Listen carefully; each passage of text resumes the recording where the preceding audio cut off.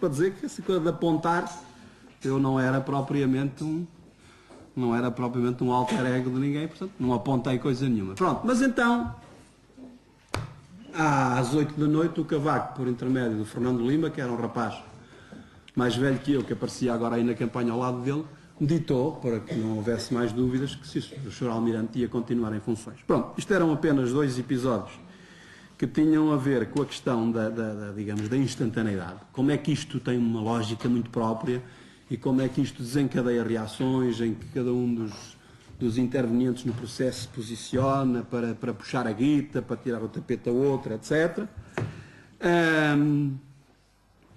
Depois, 2, 3 questões muito sucintas, eminentemente técnicas. Dizer-lhes que uma das coisas complicadas em agência, como em todo o jornalismo, diga-se em abono da verdade, mas em agência por maioria da razão, é a interpretação. Ou seja, eu não me contento com aquilo que está claro nas linhas de quem presta declarações e vou às entrelinhas e tiro um outro alcance à coisa. Normalmente está à asneira, de um modo geral. É um exercício, como é dizer, estimulante, digamos, às vezes correr um risquinho. Eu devo confessar que uma vez meti água com um senhor que hoje é ministro, portanto já foi e hoje é melhor não dizer qual é. E reconheço que eu meti água. Não foi grave porque ele foi-se embora na mesma, ele caiu na mesma. Mas é um exercício arriscado, portanto, digamos, a gente... Olha, vamos contar um episódio muito rápido.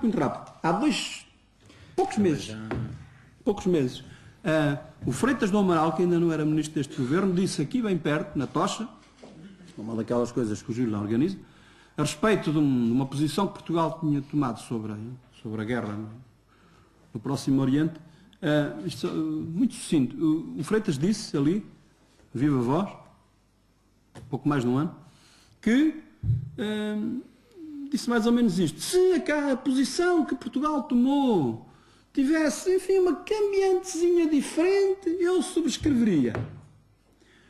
Eu confesso-lhes que não estava lá na qualidade de jornalista, ou seja, não estava lá para produzir notícias, estava lá como convidado. Confesso-lhes que se estivesse ali de fazer o serviço a quente, para a agência, faria uma notícia a dizer... A interpretação que eu faria daquelas palavras era a dizer Freitas do Amaral, portanto, de condescendência, digamos assim, do Freitas do Amaral, que ainda não era ministro, repito, isto foi há um ano e tal atrás, em relação à posição que o governo português tinha tomado sobre a invasão do Iraque. No fim, fui-lhe perguntar, por curiosidade, justamente em nome desta desconfiança, fui-lhe perguntar e faço a pergunta nesse registro, não é? Então, Vossa Excelência e tal, ali com uma diferençazita tinha adotado aquilo. E ele disse, não. Era uma diferençazita, mas sem a tal diferençazita que ele defendia, ele não adotaria aquela posição. E eu confesso-lhes que se tivesse de escrever aquela notícia instantaneamente, a seguir ele ter produzido aquela afirmação, eu interpretaria como ele tendo dito que, com um bocadinho de dificuldade, mas que subscrevia. Portanto, a interpretação é um terreno pantanoso. Questões eminentemente técnicas.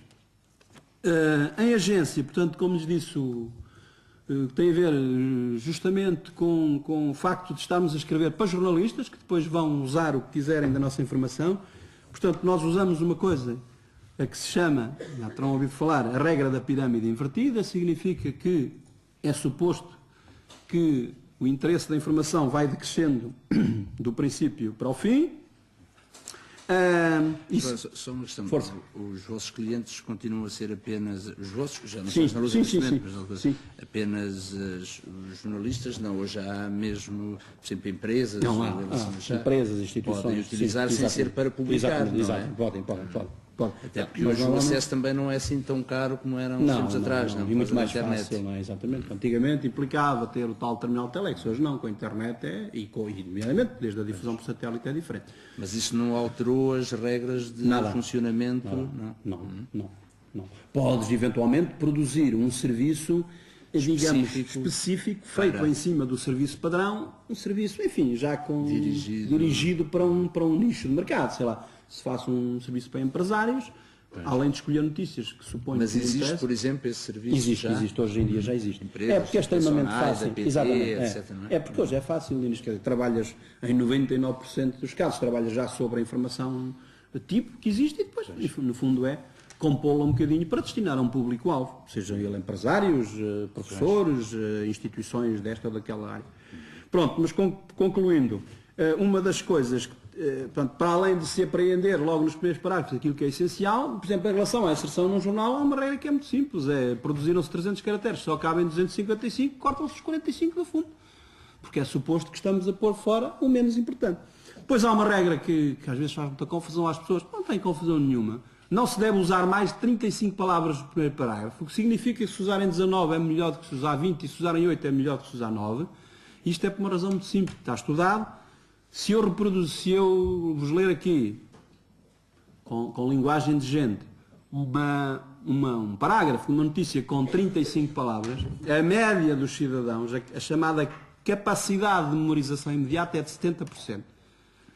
Portanto, vocês, o que de vocês representar a média da inteligência nesta sala, que é elevada, depois de ouvir debitar 35 palavras, reproduz instantaneamente, memorização imediata, 70% do que ouviu. Palavra por palavra. Quer dizer que o conceito, a mensagem, apreendeu-a totalmente, não é?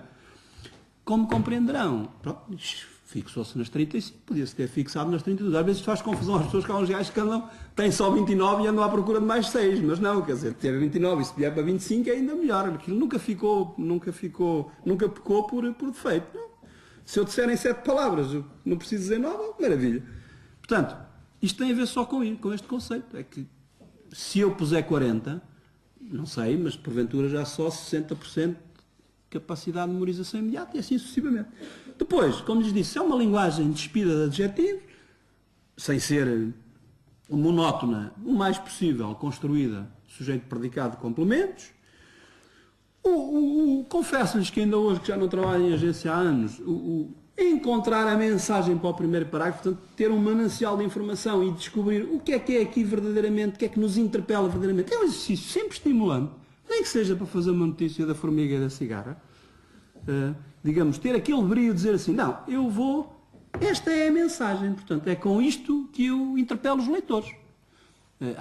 Para mim há sempre duas questões. Há uma questão de interesse público, no sentido de procurar dar naquela mensagem choque aquilo que é essencial e depois, enfim, não fica nada mal ter um gosto estético, portanto, procurar ser original, Há regras, não vou amassá-los com isso, há regras, há parâmetros para se chegar à mensagem do primeiro parágrafo, são a novidade, a atualidade, o destinatário, portanto, se eu estou a escrever para destinatário, é a proximidade no sentido geográfico, afetivo, etc. e tal. Como é com os títulos já agora? Os títulos em agência são muito simples, Diniz. Aquilo é só mesmo uma síntese do primeiro parágrafo, no fundo é dar aos clientes. Mas não é muito diferente, a concepção não é muito diferente do jornal, só que no jornal pode-se usar o antetítulo e o pós-título, e não, é dizer tal, muito direto, ir ao encontro do assunto. Normalmente usa-se uma coisa que é a chamada palavra-chave, põe-se a palavra-chave, se facilitar a construção do título, e depois põe-se o título. Por exemplo, num assunto que seja um assunto muito badalado no dia. Imaginem que o Ministro da Saúde demite o Diretor-Geral da Saúde por causa da gripe das aves. Como durante o dia vai haver muitas notícias, é de bom tom que a agência deve adotar logo a primeira ou a segunda notícia, a primeira não diga a segunda, deve adotar uma palavra-chave que permite aos clientes ao longo do dia terem aquela baliza para saberem que todo o noticiário anda à volta daquilo. Portanto, do género saúde de missão, por exemplo. Saúde de missão, saúde/de-missão, 2 pontos. E depois todas as notícias que haja desenvolvimento desta situação têm sempre esta palavra-chave e têm o desenvolvimento subsequente.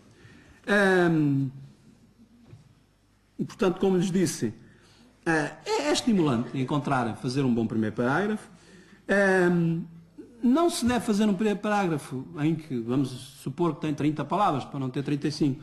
É detestável que tenha 28 palavras entre aspas. E, portanto, essa coisa de citar... Não, nós temos de citar com rigor, de atribuir, às vezes há 2, 3 palavrinhas que são fundamentais, que têm de ser ditas na boca de quem disse e não podem ser na minha. Mas não vamos cair naquela coisa que é, em 30 palavras do primeiro parágrafo, 28 são uma citação. Não, as citações são 2, 3, 4 palavras. Não se deve pôr apenas uma única palavra entre aspas.